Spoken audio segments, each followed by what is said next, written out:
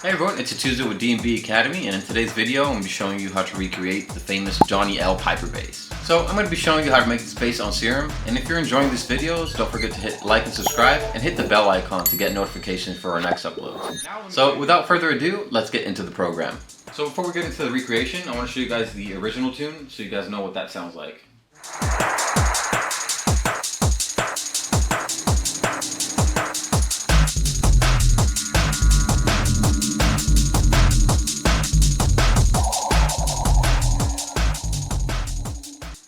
Now let me show you the recreation.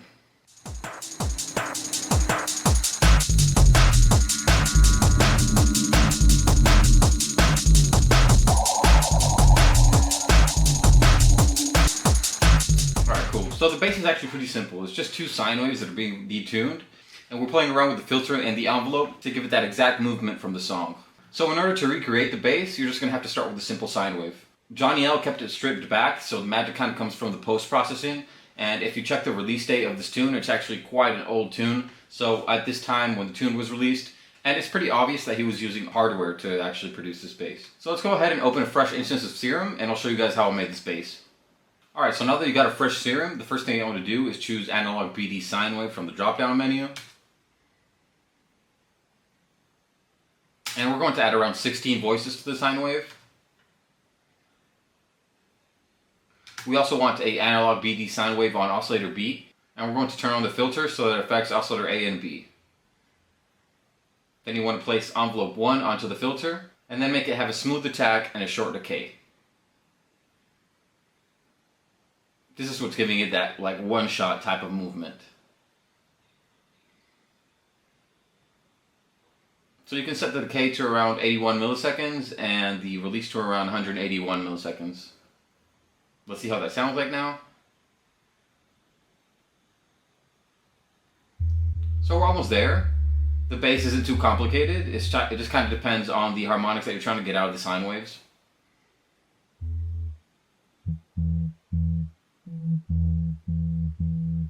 And I love these types of basses because it's simple but yet effective, and it gives the track that deep, rolling, and minimal type of feel. So let's also go ahead and increase the unison of oscillator B to around 6. We then want to put envelope 1 to the level of the sub-oscillator.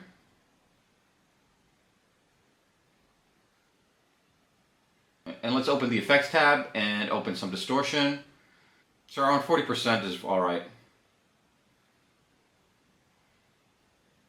So let's put some distortion on it just to drive it. And let's place a filter afterwards so that we are filtering out that high end that we don't want that's being generated from the distortion.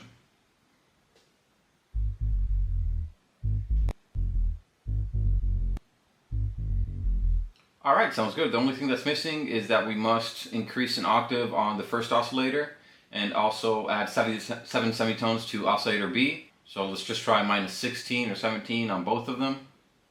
And this is just to make the tone a little bit deeper than what it is now. So fine-tuning really helps you adjust that sound into what you're imagining it to be like in your head.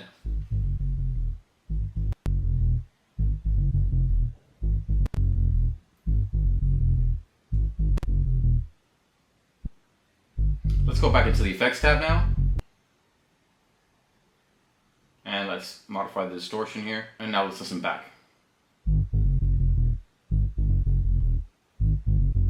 Now let's listen to it in context.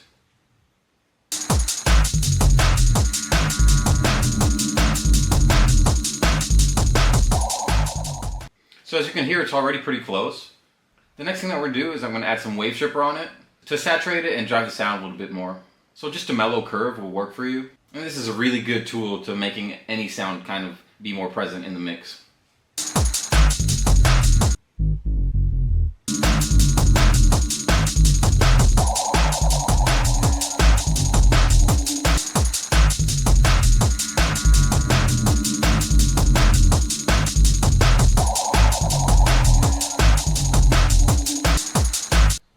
So I'm using the wave shaper to give it more presence, but you can also use saturator or other distortion unit plugins that will help it give the presence without giving it a lot of bite.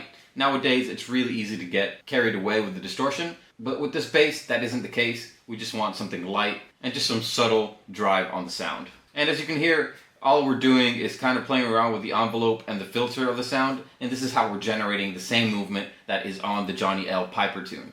And again, my name is Yutuzo with DNB Academy, and I'll see you on the next one. Thanks for watching.